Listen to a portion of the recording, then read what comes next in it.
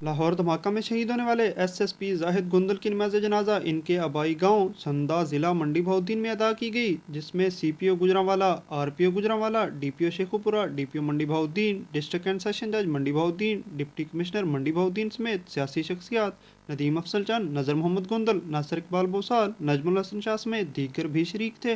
जाहिद गुंदल शहीद के जस्ते खाकी को कौमी परचम में पूरे सरकारी एजाज़ के साथ मकामी कब्रिस्तान में सुपुर्द खाक कर दिया गया।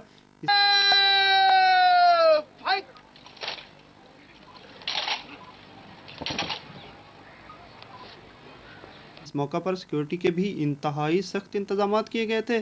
शहरियों का कहना था कि शहीद जाहिद गुंदल ने अपनी जान वतन पर निसार करके अपना हक तो अदा कर दिया, मगर इनका खून हम पर कर्ज है।